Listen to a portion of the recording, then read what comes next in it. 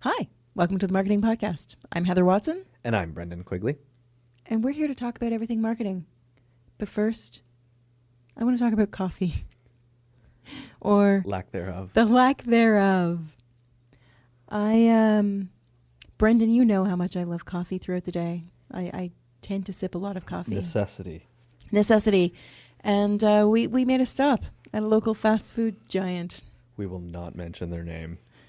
And I'm like, oh, will we not? And I went to order my McCafe coffee and muffin, but they had no muffins. They had no muffins. No muffins. I just wanted a muffin, guys. Is it so wrong to want a nice, tasty blueberry muffin in the middle of the day? And they didn't have any. So I got a hot apple pie instead, which was okay. Not quite the same. And fries, for me. And fries. Yeah. So, I mean, most fast food places, I think, like fast food. And a coffee, a hot apple pie that's pre-boxed. They didn't have to bake it out back or anything. And a large fry was easily 16 minutes. Yeah. I was watching. I would have guessed 20. Felt like an eternity. My whole life we were standing there. There was an angry mob starting to form. And I want to blame the French fries, because what else could it have been that would have taken that long to cook or manufacture? But then I started realizing it looked like just complete ineptitude. Like, as we were standing there watching orders come over the counter, it was like, here's your soft drink and cookie. And then the guy had been standing there forever, right? What was your coffee again? Yeah, exactly, yeah. And even there was like, somebody came out and said, is anybody waiting on order 232 or whatever the number was? And dude was like, yeah, me. And she's like, oh, okay. We're just going to start cooking your Big Macs now. And it was, he was like, really? So glad we weren't hungry. Yeah, well, I was. I know, me too. That's the problem. What a great experience. What a great experience. The best part must have been the person standing there who looked at us and said, yeah, they've been like this for 4 days. For 4 days. We're not regulars at this particular location. Yeah. And for 4 days. And one girl behind the counter was like, I just started. It's like, oh, great. What's that person who's there telling us that they've been there, like, or it's been like this for 4 days? Like, why is she going back? Why is she back for day 4? Maybe she's like optimistic that it'll get better, because this is in like a mall food court. Yeah. So there are other options. I say that hesitantly. I mean, I was looking for other options while I was waiting for my muffin that I didn't get and my coffee that I was waiting in perpetuity for. And there weren't really any options for coffee and muffin, but there were definitely other food options. Yeah, no, yeah, for sure. And it's hard, right? Like, what do you do as the owner of that particular franchisee? You know what I mean? Like, obviously their staff like walked out or quit or something. I don't know. They've got new staff. New staff, and whoever's ordering their products because they were out of product. Yeah. Like, because it wasn't just muffins they were out of. I heard them kind of saying like, oh really? Yeah, we're out of half of this and half of that. And yeah. One of the girls who was at the bin was kind of crumbling away. There's not much you can do, though. So demand is so high that they can't keep up with it? I don't know. And usually I used to work, like, out of that college job. While I was in college, I worked at a fast food joint for a period of time. And there seems to be like a friendly partnership with your sister locations. And there's multiple locations. Right. Yeah. So it's like, hey, I'm out of buns. Can I steal some until the truck comes in? Or like you share among sister stores, whether they're owned by the same franchisee or not, right? Like that culture kind of exists a little bit, but very strange. And you're right, the fact that she was waiting there for the 4th day, or maybe she's been waiting for 4 days. She's like, I just want my fillet of fish. Yeah. Oh goodness. Yeah. I'd like to believe she wasn't there for 4 days straight. Yeah. Waiting for her fillet of fish. Well, yeah. So this is the Marketing Podcast, where Brendan and I sit and talk about experiences that are personal, things in the news usually, and put our colorful commentary on it. And today we're going to do just that. And we're going to be talking a little bit about fast food giants. Wendy's and Burger King are in our show lineup for today. But first, we're going to hit on some mobile advertising. Now, I want to pull this up here. So so shaky because I haven't got enough caffeine in me. I don't have the story. I do. Great. Awesome. So this is from The Wired, and it takes just $1,000 to track someone's location with mobile ads. Yeah. Yeah. So there was a point in time. So Wired is saying just that. So we talk about privacy and tracking and all that kind of stuff, and how, I mean, it's easy for the big brands, and they're referencing companies like Pepsi or Nike who are viewing you all the time. And you think, well, they've got big budgets and they can make that happen, and they can track you and see where you're going and hit you with geo-targeted ads and all that kind of stuff. But basically, Wired kind of said, well, how hard would it be? So they took some, there was a team of security-focused researchers from University of Washington, and they tried to see how hard it would be to spy on a particular customer set, and really it just took some time, determination, and about $1,000 to be able to create campaigns that were super targeted for surveillance purposes. So yeah, so they were using Android phones for their testing. A mobile banner ad that they created, and a website which served as a landing page so that if somebody clicked on the ad, they spent the minimum $1,000 deposit to place orders with a demand side platform, so like Facebook, AdWords, Simplify, and things like that. That allows ad buyers to specify criteria like where you want your ad to appear, and what profile and phone identifiers that you wanted to use. Now, they didn't go into the details specifically, just said, again, for privacy and what kind of data that they used. But they used, you're more on this GIS. Thank you, GIS stuff. They used the DSP to place a geographic grid of location-targeted ad buys around a 3-mile square section of Seattle, where they set their tests to appear on a popular ad-supported calling and texting app called Talkatone. So every time a target phone had Talkatone open near one of the coordinates that the researchers had set up on the grid, the ad would appear on it, which is pretty standard when we were doing that kind of advertising. But then the researchers would be charged 2 cents. They'd receive confirmation from the DSP of approximately where, when, and on which phone the ad had been shown. And with that method, they were able to follow their test phone's locations within a range of about 25 feet anytime the phone user left an app open in one location for about 4 minutes or opened it twice in the same location during that time span. So there was about a 6-minute delay in the ad network and real-time reporting of the phone's location, they determined. And they did some human test subject where they were carrying the test phones over 7 days, and they were easily able to identify the person's home and work address based on where their target stopped. Huh. Like, now, mind you, I can already do this. I just open up Find My Device and find my phone. And not spend the $1,000. Yeah. But you're doing that because it's your device, it's your phone, and you have access to it. Yeah. Yeah. How do you feel knowing that advertisers can pretty much do that too? And this was just a small test case, right? Mm-hmm. So, like, not theoretically, actually, anybody with enough data is doing this on a large scale regardless. Yeah. Yeah. Oh, or if they want to. I mean, I know, was it just the last episode we were talking about, do you want to know what kind of data you want to collect from your customers and what you're doing with that data and how you're using that data. But, and this was just a test case. So is every advertiser collecting it and acting on it? No. Can they? Yes. And where's the line between my privacy? I mean, I'm sure users who have all that geo stuff turned off on their phones aren't going to get that. I don't know if it was exclusive, like a vulnerability within the app. I guess any app that's allowing advertising, that's the vulnerability. Yeah. Right? That you're getting a free version of an app with the advertising in it, because that's how the tracking pixel is kind of put in, is through that ad.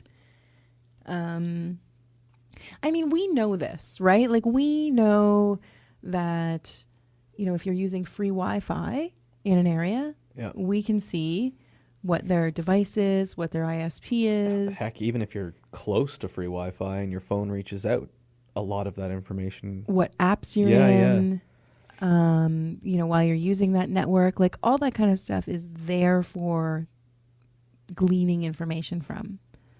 So at what point is what in your phone private? Yeah. Now, this was fortunately just location-based stuff, right? So they're not actually, I want to reassure people, I feel. They just know where you are. They just know where you are within 6 minutes. They don't know what you're texting to people or what sites you're looking at. Although in Wi-Fi, they can easily know what sites that you're going to and from and that kind of stuff if you're using a free Wi-Fi network. I think the big issue with this one would be like apps that aren't verified. So iOS has the advantage of Apple verifying things as they go into the store. I see Google Play has just started to verify apps. They've got a trusted verify thing because they had big issues. But I mean, like when you are downloading those free apps, that like those silly little games or an app that says it does one thing, but really it just tracks you. Yep. I think like for the everyday person, that's the serious concern. Right. And how many people have even just ghosted apps on their phone? Yeah. That they don't, like they installed on a whim and realize it doesn't do what it does, but don't it's even know still what it's doing. there. Yep. And they don't even know what it's doing. Yeah. Yeah. Interesting.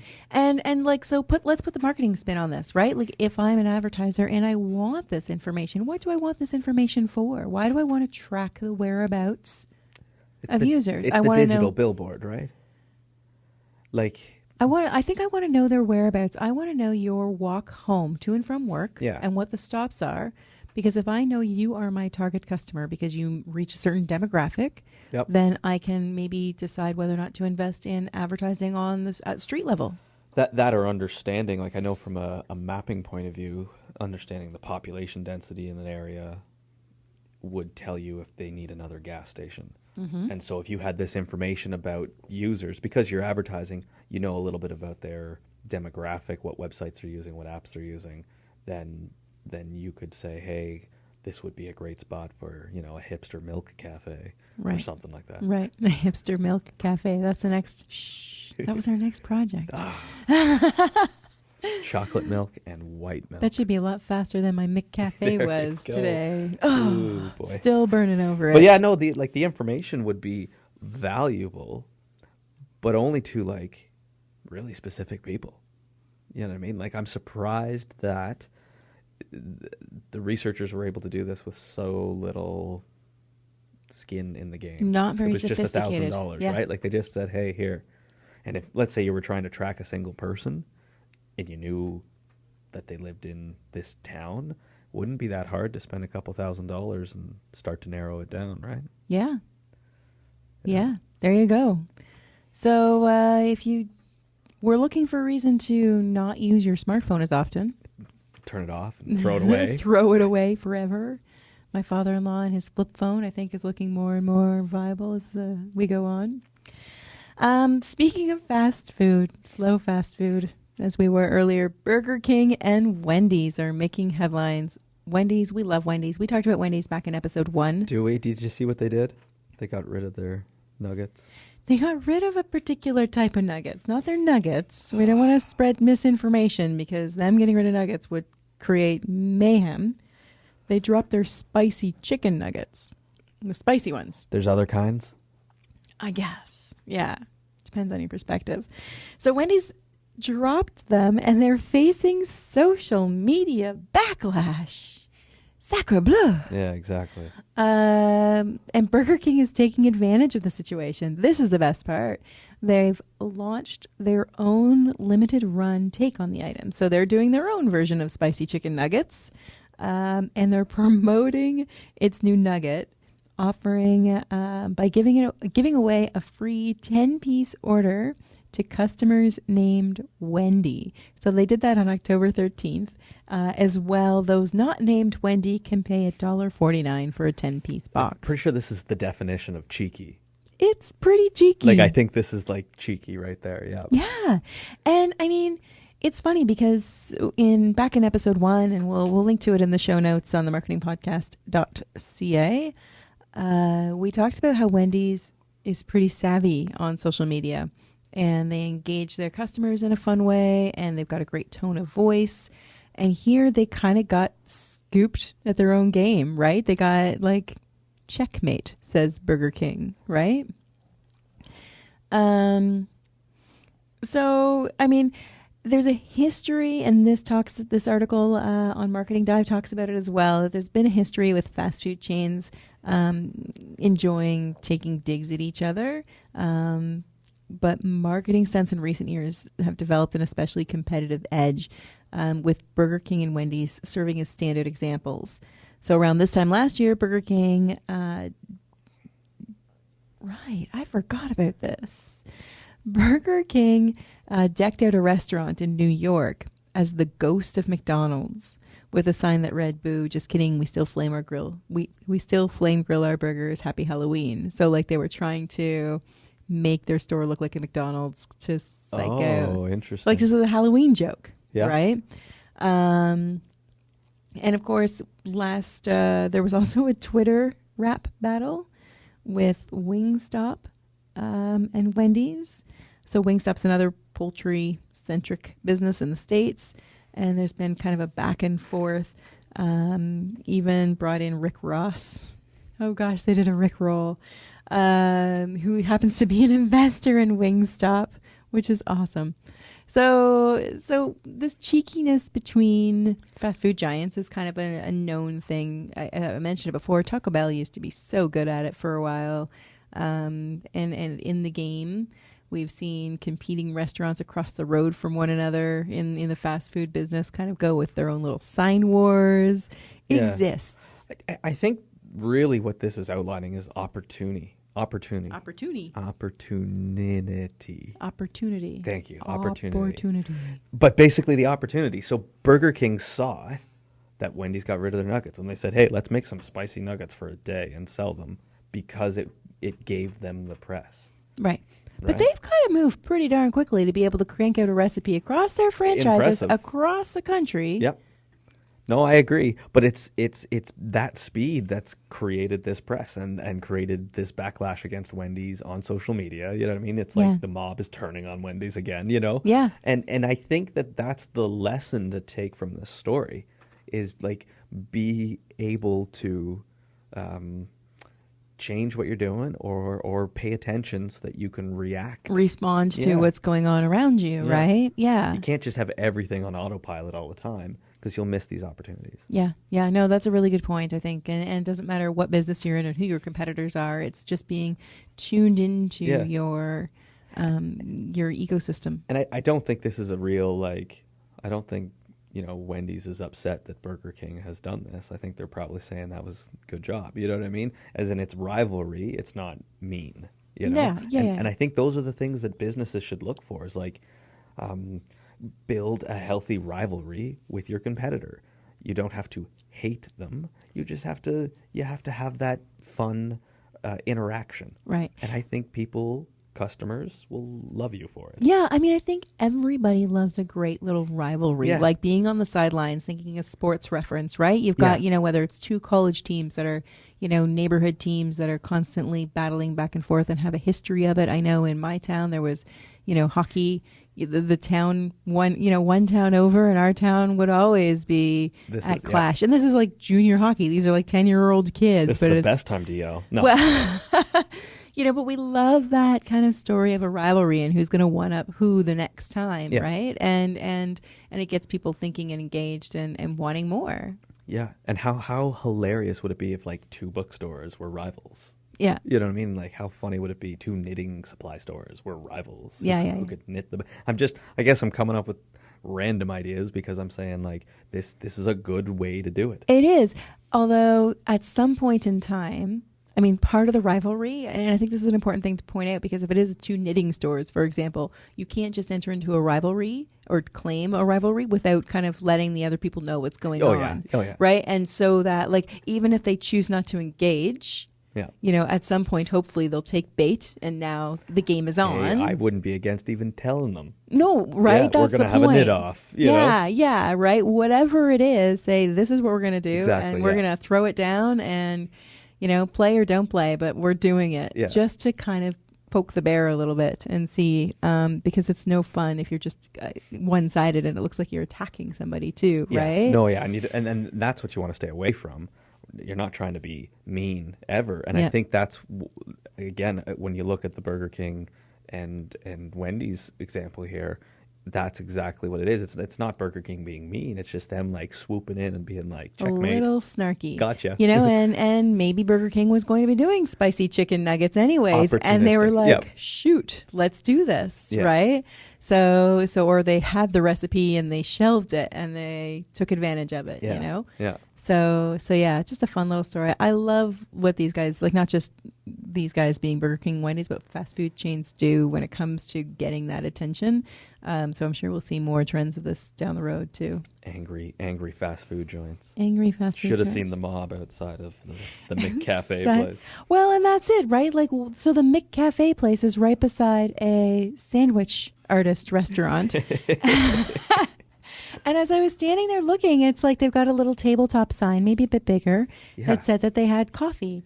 And how do you like your coffee? Yeah, you know, I saw that. Like, and it was kind of facing, like there were two on the counter. There was one like way down the other side, but they're kind of facing where the customers are waiting in line for their lunch or their coffee break or whatever. Almost felt like we could have gone over there, got a coffee and left before. But I'm sure we could have, because there were like a fraction of the customers available or in line there, right? So I think that I don't know, like I would, if I was the franchisee of the Subway sandwich store next door, I would have put like a little sign saying, hey guys, just as tasty, twice as fast. Twice as fast. You know, and like there's an opportunity. I would totally do it if the franchise rights allowed me to do that, right? Probably does, yeah. Oh, sure. I don't see why not. So it's looking for those little opportunities. It's 4 days in a row now. So now you've got 4 days worth of customers, regulars. Yeah. I'm back on that rant. There you go, yeah. Let's get political. Facebook and Google are in a little bit of, I wouldn't say trouble, but there's a new report. Again, Marketing Dive is reporting on this, although I've seen a few other media outlets pick it up recently as well. Facebook and Google employees propped up anti-refugee ad campaigns. So I don't want to get political talking about the politics of the politics, like the story here, but this is going around back to the U.S. presidential race last year. It turns out that Facebook and Google ran parody tourism video ads in Nevada and North Carolina promoting heavy anti-Muslim sentiment with imagery depicting France and Germany overrun by Sharia law. So there's been all kinds of coverage around Russian operatives helping spread similar content. This report coming out of Bloomberg says that insiders at Google and Facebook directly collaborated with and helped target these anti-refugee campaigns in those swing states. So what this comes down to is whether or not Facebook and Google specifically are an advertising platform and are the media where people can buy advertising and should do so rightly and openly, or if they are above that and can make it easier for their favored candidates. Yeah, like are they just a private business or a public platform? Service, right? Yeah. And let's not forget. Okay, so in typical political campaigns and through the agency and myself, I've done a lot of work on political campaigns in Canada. It typically, like regular media, is privately owned too. I mean, some might be a public company, but but it's privately owned, right? There's a CEO. It's not a non-for-profit organization, right? Okay. But those media companies have a code of ethics and are governed with advertising rules and standards that have to be met. So if somebody wants to advertise on a radio station in Canada, a politician, that any politician should be able to advertise on that radio station and get the exact same rate and get the exact same opportunity at airtime so that it's fair. And the politicians need access to those platforms as much as the people need them to have access to those platforms, because they need to hear that messaging so that they can make informed decisions as voters. And but it needs to be fair and transparent and open, right? Even though it's a private business, when you start stepping into the political sphere, you don't want to be contributing to contaminating that process. And what it appears here that Google and Facebook have done is they've given an unfair advantage to the Trump campaign that that wasn't of benefit to the Clinton campaign.